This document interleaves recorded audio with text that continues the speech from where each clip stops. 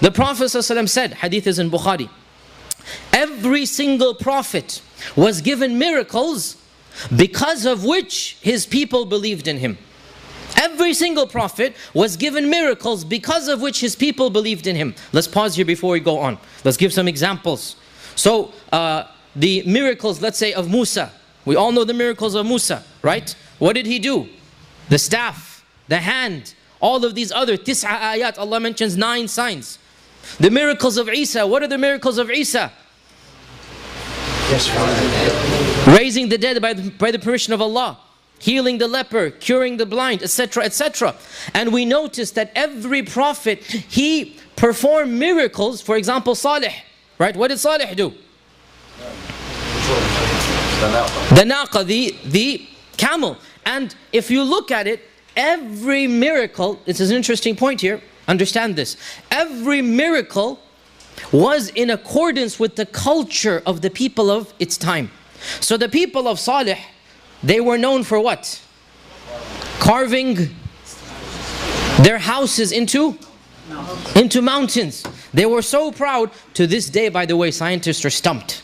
How did they do it? To this day, we really don't know. We have theories, we don't know. Like, what tools did they use? How could they? And if you look at pictures, there are YouTube clips and videos, it really is amazing that you have an entire house carved into the mountain. You have pillars that have been carved in. To this day, the house is still there. You just literally walk in, there's bedrooms, there's living rooms, it's inside the mountain, right? So, what did Allah do to them?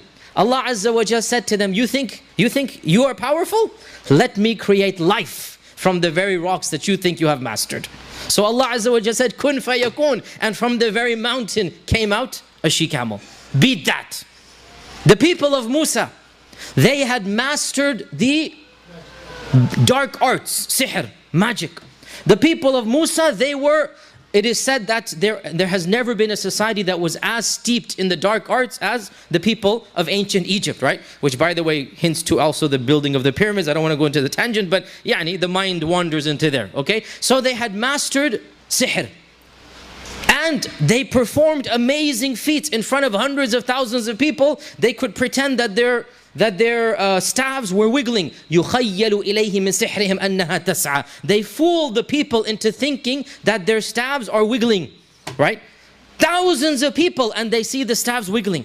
So Allah says, you think you're fancy? You think you're cool? Beat this. And when Musa threw the stick, what happened? It became an actual snake.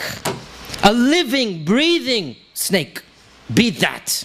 Which swallowed up their sticks. And when the magicians, who are the worst of the worst, the sihara, the kahana, they are the most filthiest of any society. They're the furthest from iman, right? Every society knows this. Every society fears them because of this. The Muslim, we don't fear them, but we still despise them for their filth. The sahara are the worst of people. When they saw this, they know their science. They know this is not a trick.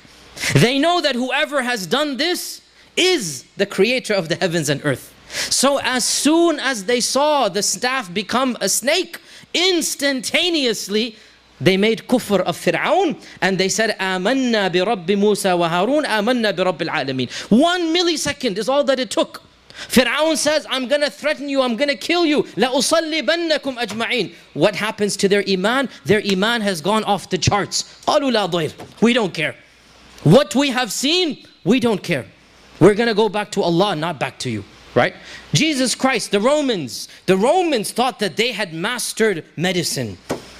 They had thought that they reached the pinnacle of healing. And it is true that up until that point in human history, nobody had mastered medicine as much as the Romans had up until that point in time. So Jesus Christ comes along, and he is born without a father. Go beat that. And then from his childhood, he starts doing things that shows that he's a true prophet. Healing the leper, curing leprosy, as you know, as we know, the cure was only found recently, right? For the bulk of human history, we had no idea how to cure it. And Isa ibn Maryam, by the permission of Allah, heals the leper, cures the one who's born blind, not the one who became blind. Even to this day, modern science has no clue how to cure somebody who's born blind. Al-akmaha, in the Arabic language, means born blind, not the one who became blind. There's two different words. A'man, akmah. Akmah means the one who's born blind.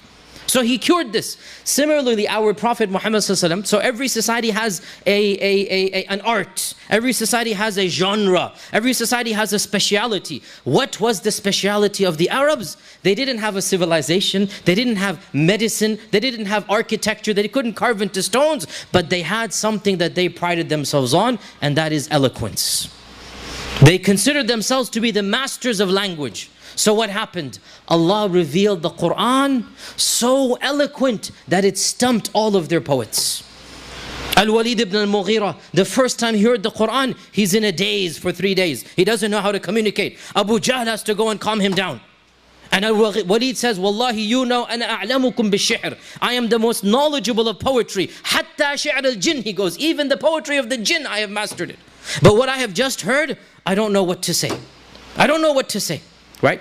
And that's why he went, Allah describes him in the Quran, and you know the story there. Similarly, all the other poets. My point being, when the Arabs prided themselves on eloquence, Allah revealed His kalam. You think you have kalam? Allah's kalam. And go beat that. And Allah Azza wa Jal then says, come and produce a surah, 10 surahs, a Quran, produce anything, but you're never going to be able to do it. And in this kalam, Allah put the clear evidences and proofs that it is His book. So much so that even listening to His kalam, even hearing it, Allah says, وَإِذَا سَمِعُوا مَا أُنزِلَ إِلَى الرَّسُولِ, when they hear what has been revealed to the Prophet ﷺ, their eyes begin to cry. Allah says that وَإِذَا تُلِيَتْ عَلَيْهِمْ آيَاتُهُ زَادَتْهُمْ إِيمَانًا, when the tilawah is done of the Quran, their iman goes up. And these are multiple verses. I have said this before. Nothing in the Quran has been said to raise your iman more than reading the Quran itself. زَادَتْهُمْ إِيمَانًا, increasing your iman. And this is something that even some of us who are not Arabs, and I speak as somebody who's not an Arab by ethnicity, but I learned Arabic later on, that growing up and not knowing a word of Arabic, and all of you who are not Arabs, you know this, or don't speak Arabic, know this, that when you hear the Quran being recited, the impact it has on your heart, it is something that cannot be put in words. If one of us were to hear a language, I don't know Chinese, I don't know Mandarin Chinese. If we hear somebody reciting beautiful poetry in Mandarin Chinese, will I ask you bluntly, will it move you? Will your heart soar to the clouds? Will your iman go up and down? No, it might sound good, but it's going to be neutral. Emotionally, there will be no connection. Right? The fact is, and all of us non-Arabs know this, and I want to say this so that the Arab brothers realize this as well, that okay, speaking Arabic is a great blessing, but the Quran is so powerful, even if you don't speak Arabic, it has an impact. Wallahi, every one of you knows this. You are moved to tears without even knowing one word what it means. You're moved to tears without even knowing one word what it means. How can a book do this? How is it possible? Because it is kalamullah. It is kalamullah. And it has an ajib, a strange effect on the soul. That the soul feels peace when the Quran is recited. That the soul finds itmi'nan. That the soul finds halawa and sweetness.